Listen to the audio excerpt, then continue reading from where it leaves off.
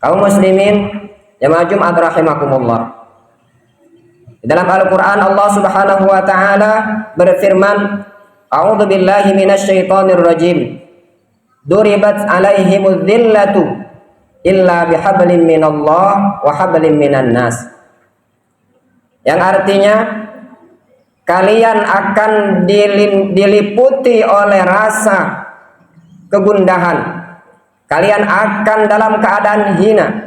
Kalian dalam keadaan sengsara, diliputi oleh keadaan sengsara. Illa bihablim minallahi wa hablim minan nas. Allah memberikan kategori, Allah memberikan tanda orang yang tidak akan diliputi oleh rasa kehinaan di dalam dirinya, tidak merasakan rasa kesengsaraan dalam kehidupannya, dengan dua kemungkinan. Ada dua kategori manusia yang akan mendapatkan itu. Kalau dia berada di dalam kategori ini, niscaya dia akan merasakan bahagia dalam kehidupan ini. Yang pertama, hablim minallah wa hablim minan nas. Dia menjaga hubungan baiknya kepada Allah Subhanahu wa taala. Ini yang pertama. Kalau tidak ada hubungan baik kita kepada Allah Subhanahu wa taala, niscaya kehidupan kita akan terasa sengsara dan hina. Kemudian yang kedua, wahablim minan nas. Dia juga menjaga hubungan baiknya terhadap manusia. Jadi disebutkan di dalam Al-Quran, jika engkau tidak menjaga dua hubungan ini, maka niscaya hidupmu akan hina, hidupmu akan sengsara. Kaum muslimin jamaah Jumat rahimakumullah. Tentu hubungan kita kepada Allah Subhanahu wa taala ini secara personal, secara individu. Kita sendiri yang bisa mengukur bagaimana kedekatan kita kepada Allah Subhanahu wa taala. Walaupun secara zahir orang bisa menilai, tetapi secara batin tidak ada yang bisa menilai bagaimana kedekatan seorang hamba kepada Allah Subhanahu wa taala. Apakah dengan banyaknya sholat, apakah dengan banyaknya berpuasa, apakah dengan banyaknya berzikir kepada Allah Subhanahu wa taala? Mereka secara personal, secara individu yang bisa mengukur kedekatan dirinya kepada Allah Subhanahu wa taala. Kalau di dalam kitab disebutkan bagaimana cara kita mengukur kedekatan kita kepada Allah Subhanahu wa taala? Sebanyak apa engkau mengingat Allah dalam kehidupanmu? Jika dalam kehidupan kita setiap detik, setiap hari dan setiap waktu kita ingat kepada Allah Subhanahu wa taala, berarti hidup kita ini dekat kepada Allah Subhanahu wa taala. Tetapi kalau dalam keseharian kita lupa kepada Allah Subhanahu wa taala, berarti Allah juga berjarak dalam kehidupan kita. Makanya di dalam agama kita selalu diajarkan, mulailah dengan bismillah dan akhiri segala aktivitas kita dengan alhamdulillah. Ini menandakan bahwa kalau kita mampu memulai segala aktivitas kita dengan mengucapkan basmalah, berarti Allah dekat dengan kita. Dan setiap kita mengakhiri perbuatan kehidupan kita dalam keseharian dengan alhamdulillah, berarti kita juga dekat kepada Allah Subhanahu wa taala. Itulah cara mengukur bagaimana kedekatan kita kepada Allah Subhanahu wa taala. Walaupun secara kesempurnaan, secara keseluruhan tidak ada yang bisa menilai siapa yang lebih dekat kepada Allah Subhanahu wa taala kecuali diri mereka sendiri. Kaum muslimin jamaah Jumat rahimakumullah. Kemudian cara yang kedua supaya hidup kita ini tenang, hidup kita ini bahagia dan tidak diliputi rasa kesengsaraan, kita harus menjalin hubungan baik sesama manusia. Jika secara vertikal hubungan kita kepada Allah Subhanahu wa taala sudah paripurna, sudah sempurna, jangan hanya kita terlena sebatas itu. Jangan hanya kita terbuai dengan perasaan kita sudah dekat kepada Allah, niscaya kita akan selamat. Tidak bisa. Kenapa? Karena hubungan kita dengan manusia juga harus sempurna. Jadi tidak bisa kita mengukur diri kita hanya dekat kepada Allah Subhanahu wa taala, tetapi kita mengabaikan hubungan kita kepada sesama umat manusia. Di dalam agama, setidaknya hubungan sesama manusia itu terbagi dalam 4 golongan. Yang pertama, hubungan secara nasabiyah. Hubungan secara darah, hubungan secara kekeluargaan. Kita harus menjaga hubungan baik kita kepada saudara-saudara kita. Apakah saudara itu saudara kandung, apakah itu saudara tiri, apakah itu saudara sepupu. Semuanya harus kita jaga hubungan baik kita kepada mereka.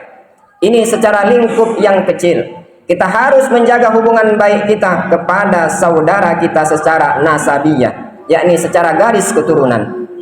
Kemudian ada juga saudara yang disebut dengan saudara basyariyah, saudara kita sesama umat manusia.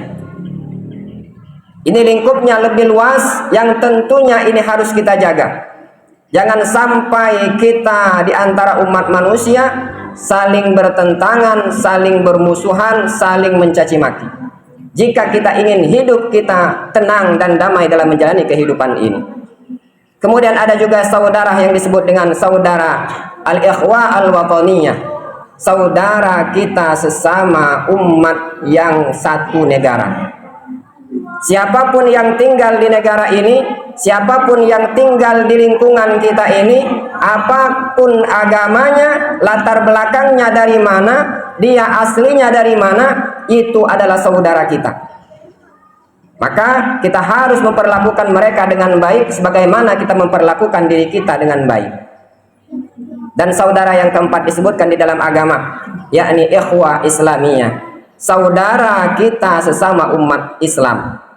Kalau kita yang pertama sudah dijalinkan dengan saudara nasabiyah, kita sudah disatukan dengan saudara sesama umat manusia, kemudian kita disatukan lagi sebagai saudara wataniyah, kemudian kita disatukan lagi saudara sesama umat Islam. Lalu apa yang membuat kita bisa berselisih dalam kehidupan ini? Padahal Rasulullah SAW telah mengingatkan dalam banyak hadisnya yang disebutkan, al-mu'minu lil mu'mini kal bunyan. Umat manusia itu seorang muslim, seorang mukmin dengan mukmin yang lain itu kal bunyan. Mereka itu diibaratkan oleh Rasulullah SAW bagaikan satu bangunan. Yashuddu ba'duhum ba'dah. Mereka akan saling menguatkan. Kita bisa bayangkan sebuah bangunan. Jika bangunan itu disebut bangunan yang kokoh, bangunan yang indah, bangunan yang bagus, jika terdiri dari beberapa unsur-unsur yang terdapat di dalamnya. Masjid ini tidak akan seindah ini jika hanya ada lantai. Masjid ini tidak akan seindah ini kalau hanya ada atap. Masjid ini tidak akan seindah ini kalau hanya ada pintu. Masjid ini tidak mungkin seindah ini jika tidak ada manusia yang mengisinya. Berarti kita punya peran masing-masing dalam kehidupan ini. Jangan sampai kita saling sikut dan saling caci maki di antara kita. Karena kita memiliki peran kita masing-masing dalam menjalankan kehidupan kita di dunia ini. Begitu juga di hadis lain Rasulullah SAW mengingatkan kita, al-mu'minu kal mir'ah. Seorang mukmin itu adalah bagaikan kaca bagi saudaranya yang lain. Idza nazara aiban aslahahu. Jika dia melihat ada keburukan di dalam diri saudaranya, maka dia perbaiki. Bagaimana kalau kita berkaca di rumah kita? Tentu jika kalau kita memiliki ada keburukan di dalam diri kita, kita akan memperbaikinya dan tidak mungkin kita akan membicarakan keburukan itu kepada orang lain. Inilah tanda-tanda orang yang bersaudara dalam ikhwah Islamiyah. Mereka yang bersaudara dalam ikhwah basyariyah. Apapun yang dia lihat dari saudara-saudara yang lain, tidak mungkin ia sebarkan kepada orang lain, karena dia merasa itu adalah cerminan dari dirinya. Itu adalah cerminan dari dirinya, sehingga tidak mungkin keburukan yang ada di dalam diri kita sebarkan atau kita ceritakan kepada orang lain. Kaum muslimin jamaah Jumat rahimakumullah. Sehingga dalam ungkapan Arab disebutkan, kun kal yadaini wala takun kal uzunaini. Jadilah kamu bagaikan dua tangan, tetapi jangan sekali-kali kamu jadi dalam kehidupan ini seperti kedua telinga. Apa yang dimaksud dengan kedua tangan?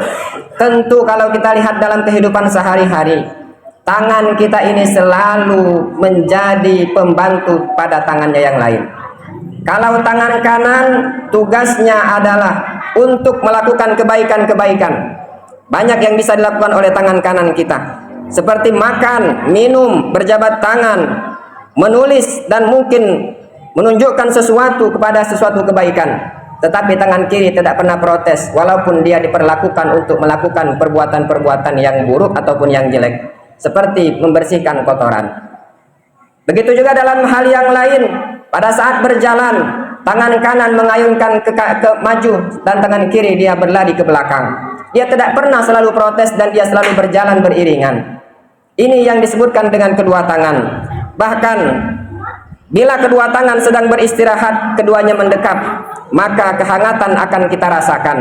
Karena mereka selalu memberikan kehangatan jika kita dalam berdekap. Ini yang disebut dengan tangan. Dia selalu memberikan bantuan-bantuan kepada saudaranya yang lain. Tetapi jangan kamu seperti kedua telinga, yang mana kalau kita lihat, telinga berada di tempat yang sama, yakni di kepala kita. Tetapi sekalipun dia tidak pernah berjumpa. Jangan sampai dalam kehidupan ini kita bertetangga dengan seseorang, tapi kita tidak pernah melihat siapa yang ada di sini. Dia satu tempat, tetapi dia tidak pernah bertemu. Begitu juga dia selalu berselisih kedua telinga ini. Jika telinga kanan mengarah ke barat, maka telinga kiri mengarah ke timur. Jika telinga kanan mengarah ke selatan, maka telinga kiri mengarah ke utara. Ini menandakan dalam kehidupan ini, jika ada di antara kita berselisih, berarti sepertinya mereka seperti kedua telinga yang selalu bertentangan, yang selalu mencari-cari celah untuk selalu tidak melakukan pengislahan atau kebaikan dalam kehidupannya. Kaum muslimin jamaah Jumat rahimakumullah, itulah yang bisa kami sampaikan pada kesempatan kali ini.